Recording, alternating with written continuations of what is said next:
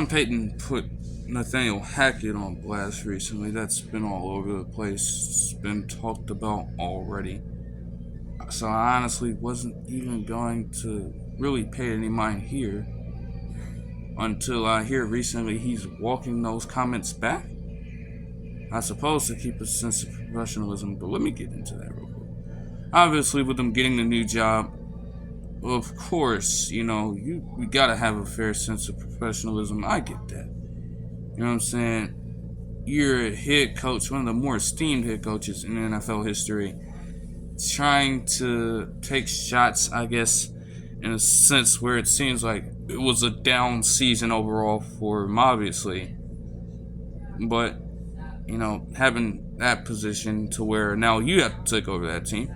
And there's honestly a good chance that, one, Hackett actually does well with the Jets, and Payton, honestly, ends up being in the same place that Nathaniel Hackett was. And even if he may not get a lot of shit from the media like Hackett did, it would be kind of weird to have had all that smack talk for Hackett very next season and you don't do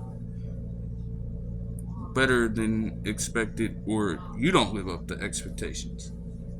Because with Sean Payton, obviously, they're probably expected to be a somewhat competent team, at least. I think that's all you can ask. But I'm like, on the same side of things, man, walking it back, and not only walking it back, but the fact that the Broncos play the Jets at some point in the season. It's like if you're gonna say something like that, I feel like you've gotta just go with it at that point.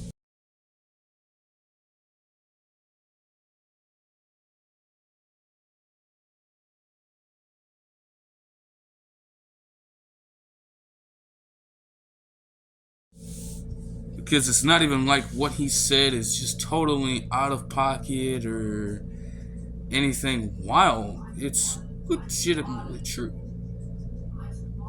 Like, Nathaniel Hackett in his time there was truly one of the worst periods of time for the franchise as a whole, to be completely honest, and honestly one of the worst coaching jobs a person has ever done, to be completely honest. One of the worst, maybe not the worst, but it's up there. It's fucking up there. There's nothing wrong with that statement at all. So I don't see why you walk it back. But it's like, what does that say to the players as well? You're walking back a statement like that, and honestly, I think some of those players honestly agree. They agree. So are they supposed to keep their mouths shut on the matter now because you as the leader of the team decide to walk back your comments that honestly are true in a sense? So not only are you gonna make the Broncos players walk this back, but now you've kind of just amped up Jets players for essentially no reason. You're gonna say these things, and you're gonna get them all pumped up to just absolutely kick your asses when they do play you in the regular season. But you walk them back, and it's now you think they're just gonna stop with that emotion now that you've walked it back? I don't think so. It's not how it works, man.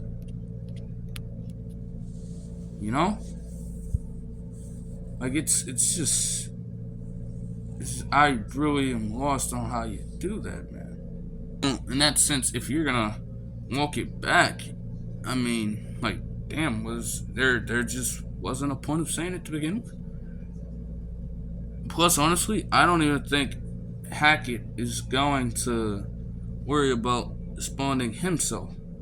The players are probably going to do all of that for him, like I stated. Like, Hackett himself, though, to be completely honest, if everything can go a certain way, Hackett is truly in a more favorable situation He's back with a quarterback that he worked with for so much time on the Packers. He's had most of his success with, and Aaron Rodgers with getting a whole slew of MVPs in the past few seasons. It's safe to say he's had his fair share of success with Nathaniel Hackett as his offensive coordinator as well. The Jets they seem to be way more talented than the Broncos roster as a whole. It's not to say that the Broncos don't have players that can kind of match up, but overall, the Jets are truly looking better, and they're definitely in a better position for the next season. I don't think I can say that about the Broncos right now. If the Payton experiment doesn't work out in trying to, and again, honestly, like Russell Wilson, I do think that last season was an incredible, it was a fluke, okay? Incredibly fluky, bro. It's as simple as that. I don't think he's gonna have another season like that again, let alone 2 consecutive seasons. But let's say there's a chance that this doesn't work out with Payton at the helm and him coaching Russell Wilson into becoming more improved as an overall player leading into this next season. If it don't pan out and the Broncos don't go anywhere, that'll be kind of awkward on your end. Which again, honestly, that's probably could be an underlying reason why he walked it back, but I feel like you didn't have that same notion in your mind when you originally said it. And you were not wrong in anything you said. You should have just let it be. I don't even know why you try to go ahead and say you regret them now. You've already put yourself in that position. It's going to stick with the Jets now. And going back to the Broncos, like, Javonte Williams is a good running back. Still iffy. You don't know if Tim Patrick is going to be at his healthiest. You still have Courtland Sutton. I don't even know what they're going to do with Jerry Jeudy at this point. Like, are they still trying to get him off the team or what? That's honestly something. Because there was this whole thing, them trying to trade away Jerry Jeudy. Is that still going to be the case? Are you actually still going to retain his services? And even then, what is he going to do exactly? Is he really going to elevate his production to where it's going to be a case of, he needs to be a Denver Bronco for a long time and secure his spot as a top receiver on the team? You gotta, just a lot of questions on the Broncos right now. I mean, Justin Simmons and Patrick Surtain II, they lead a very solid defense. And the defense is honestly what helped them out tremendously last season. Because honestly, if the Broncos were not playing defense the way that they did, the season would have been a lot worse. They could have possibly gone winless, to be completely honest. I will say that 100%. I will stand by that statement. They could have been winless if their defense wasn't as good as it was. And they have solid players all around. They still have Randy Gregory. They still have Brandon Browning. Now they lost.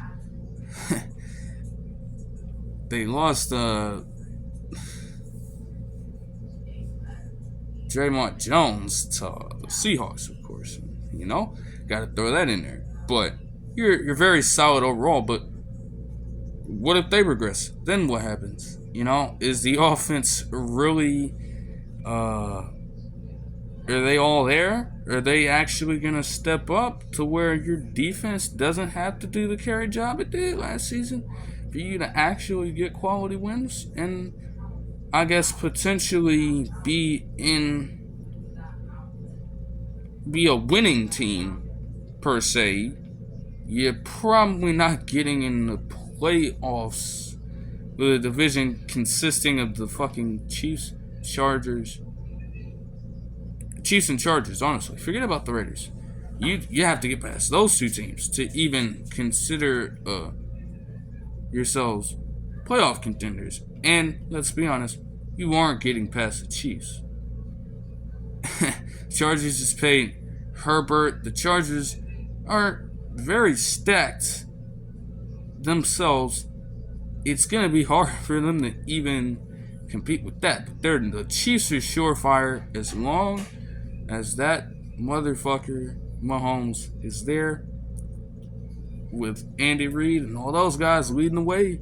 They are always going to be playoff contenders. So let's not even act like the Chiefs are gonna fucking collapse or anything. That's not happening. Is your team all set to the point where you can put yourselves in a situation where you have a winning record? Playoff contention, to be honest. As much as Sean Payton could do something like that, he's very capable of it. But the division is so tough. So if they can at least have a winning record, that'll be a win for Payton overall, I think. I don't know if they're going to make the playoffs. They'll probably be the third best team in their own conference. Even with a winning record. That just, they would have to get some quality wins against division opponents. More or less against the Chargers and Raiders. They aren't talented and they aren't good enough to beat the Chiefs. Even when Russell Wilson had the game last year that he just completely exploded, and honestly, I guess, not even turned back the clock, he's still very capable of it. But he dominated in that game. It was close all the way throughout, and they still couldn't get the win over the Chiefs in that one. So I don't think it can be done either way, to be completely honest. Oh, that Sean Payton is quite possibly, Sean Payton is honestly one of the best coaches in NFL history, to be completely honest. Also, yeah, that's the case anyways. But especially when it comes to time management throughout the years. Just constant examples of incredible timing and high football IQ when it comes down to calling the right plays at the right time and getting specific situations, hitting them right on the nose with the perfect counter or matching whatever it is you need to do at any point of time on the football field. And that's how Sean Payton's got where he's at right now. Hackett definitely, and honestly, they lost so many close games too. That's the thing. It's not to say that the Broncos could potentially just simply have a winning record this season. They lost so many close games. And yes, there was had the fucking game on Nickelodeon against the Rams. They got completely blown out. But aside from that blatant display of just horrible ass football, you gotta pay attention. They had a few close ones there that honestly, if they win those, I mean, there's no telling how the rest of that season could have really ended. You would hope to have a better coach in situations like that, and it appears as though they do now. So possibly the Broncos could, it'll be easy for them to do way better than what Nathaniel Hackett did, because in Payton's words before he's backing them up, and with the eye test and all the numbers a person can fucking throw out, it may not get any worse than Nathaniel Hackett for a long time. But that is the dilemma of that's the dilemma that first year coaches face all the time, though, is what I will say, because yes, obviously Hackett had no idea what he was doing, and he spits better as an offensive coordinator, And he especially does better around Rodgers. That's clear as day. But generally, for first-year head coach, you're coming in, you are not expected to do a whole lot. And it's a crazy situation to be in. If you do below what you're expected to do, it's because you solely did not do your job right in most situations. People will put injuries aside, put the performance of certain players aside. All the blame will go to the first-year head coach leading the charge, because they're the real leaders of whatever team they might be tasked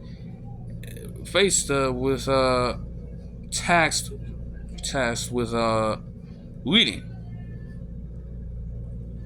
No, they're the ones in charge, so they're gonna get most of the blame here. And quite possibly in those scenarios, they're probably first-year coaches on bad football teams, to be honest. Anyway, so you're already not expected to do much, but if you do worse than expected, the blame goes to you. And in the rare case of you being a first-year head coach with a good team, if you lose and consistently lose in that scenario, you're done for. Again, nobody's gonna bat an eye at anybody else but the first-year head coach in the situation that they just completely suck.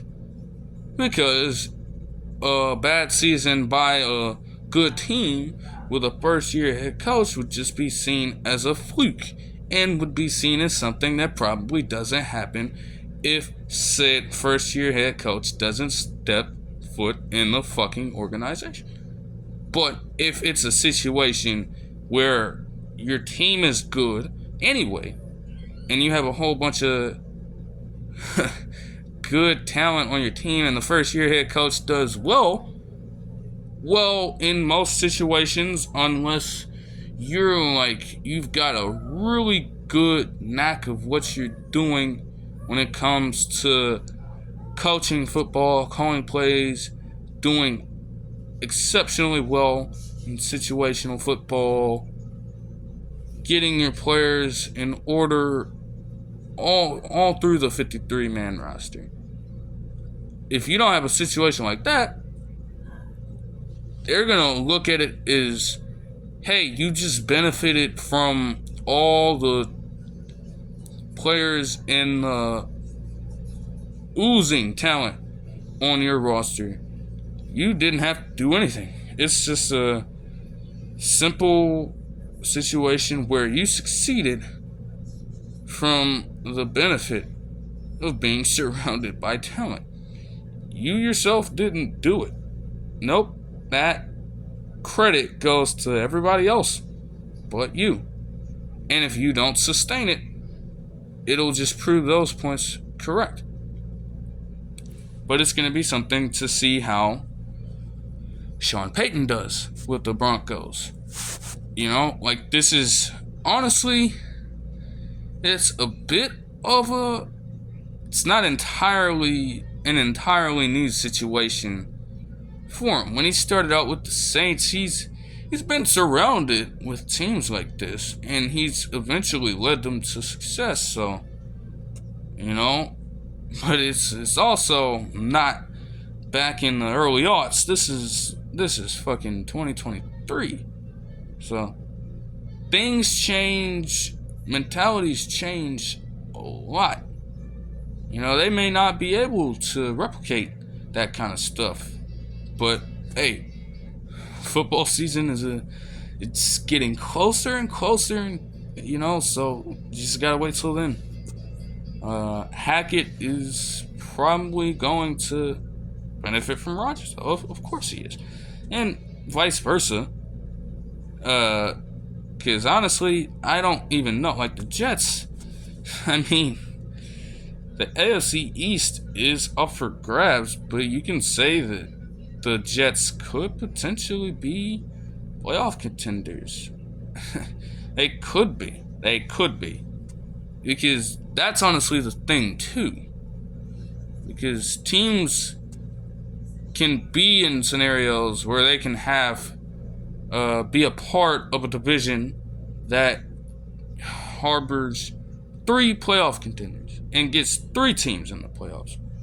Maybe even 4 in some rare ass display of just great football play from all 4 teams. I don't think that's going to happen with the AFC East. But if they do that, then yeah, the Broncos themselves would be in a weird situation. Because, you know, you're not getting the division lead from the Chiefs. You're just not. And the Chargers could post a good record. And then where does that leave you? No telling, to be honest. What the Jets could probably get in as a wild card, to be completely honest. But those are going to be the divisions to watch, for sure. That'll do it for this one. I hope you guys enjoyed the video, and I'll see you guys in the next one. Peace.